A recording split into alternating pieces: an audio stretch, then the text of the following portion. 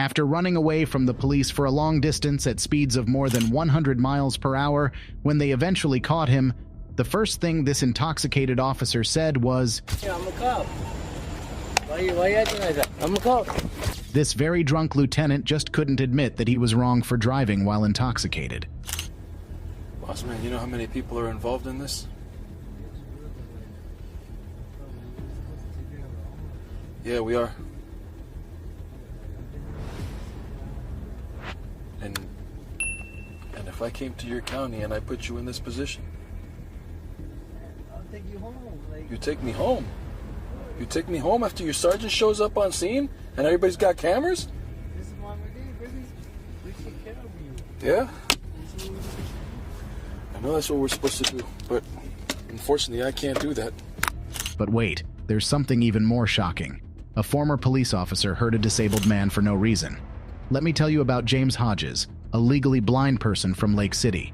On October 31st, 2022, he was stopped, searched, harassed, and arrested for no good reason while taking a walk in his city during the day.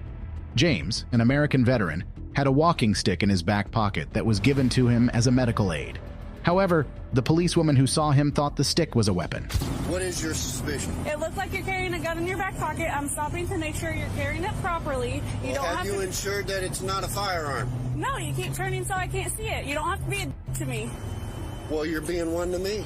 Police officers in the U.S., including in Florida, must have a good reason to stop and search someone. This is called reasonable suspicion. If they think someone is doing something wrong, they can stop them. However, if the person explains that what they have is a medical device, and it's clear they're not involved in any criminal activity, the officer's suspicion should go away. It looks like Mr. Hodges knows this, which is why he's asking for a supervisor. Let's see what the supervisor has to say. Sir, are you legally blind? Yes, I am.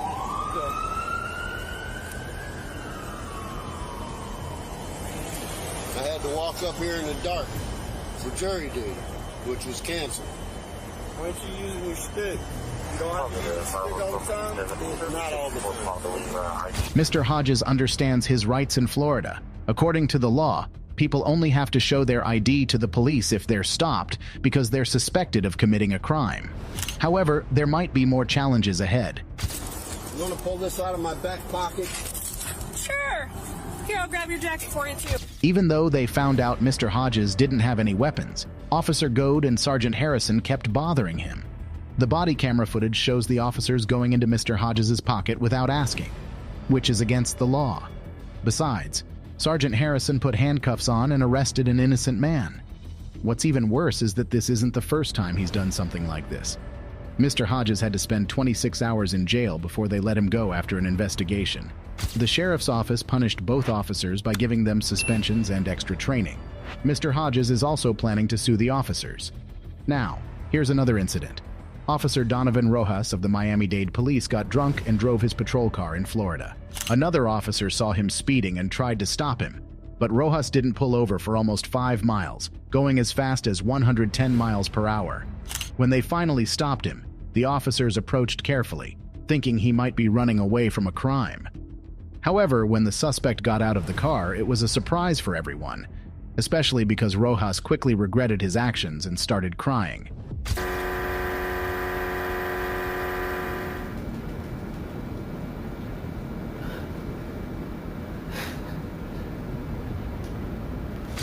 This situation has a lot of serious legal and professional problems. Officer Rojas was driving erratically and didn't stop for the police. When they arrested him, he could hardly stand, suggesting he might be drunk. If his blood alcohol level is over 0.08%, he could be charged with DUI. There are also the issues of speeding and running away from the police, which could range from a small crime to a serious one, depending on the situation and the laws of the state. Now, let's find out what happened with the police car he was using. What are you charging me with, bro? Fleeing? DUI? Fleeing? Fleeing. Brother, really? I pulled over. Oh man, you pulled over after almost 5 miles. Really? I didn't even notice you, bro. And I'm sorry about that, but like, I pulled over as soon as I noticed you. That's crazy. Oh man, you know that the You know I want to talk to you. But you're telling me that you don't want to talk with me, but now you're talking with me, so I don't know what it is that you want me to do. After getting taken to the police station, the ex-officer Rojas kept saying he stopped once he saw another police car following him. He kept insisting he didn't want to talk, but kept muttering that he stopped as soon as possible and didn't run away. He refused to take a breathalyzer test. Eventually, he got charged with running away from the police and driving under the influence, DUI. After the arrest, the Miami-Dade Police Department fired him without pay. While being questioned, Rojas broke down when he realized his career was finished and couldn't stop crying.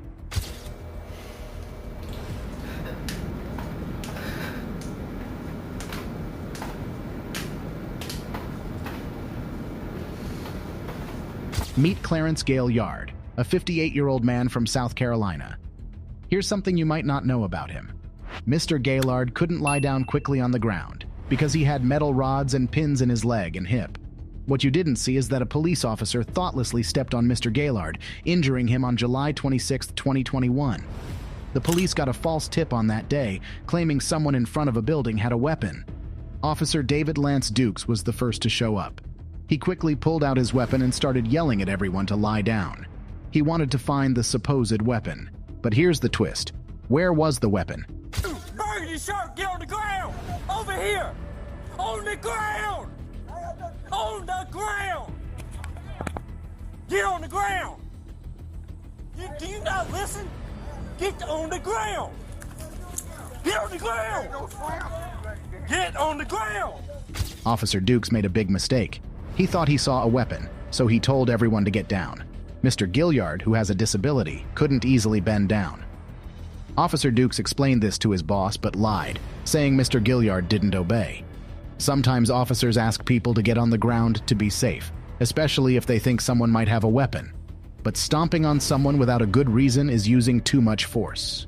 Using force without a good reason, especially if it can hurt someone, is against the law and violates their rights. Even when Mr. Gilliard's relative asked for Officer Dukes' information, he stuck to his story and lied. Officer Dukes has no good excuse, and what he did is not right. It's important for officers to be fair and not use too much force without a good reason. Hi. Yep. Listen. Yep, they slammed my head down on the cement. Yep. Go back inside. Go back in the house. Go back in the house. Ain't nobody talking to you. I got head trauma. Go back in the house. Yeah. Y'all bust my head down. Yeah, I've been in an accident. Yeah, y'all bust my head down. You threw me down. I sure did. You wasn't listening. Yeah. No, it ain't. You ain't to throw me down like that. I'm disability. Okay. I got head problem. Officer Dukes got fired and isn't a cop anymore. Mr. Gilliard got $650,000 for the hard times he went through.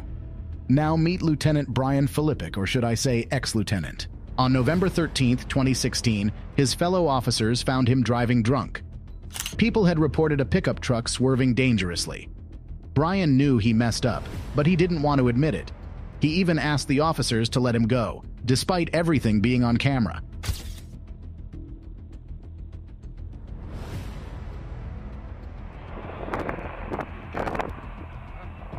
Can I see your license, registration, proof of insurance?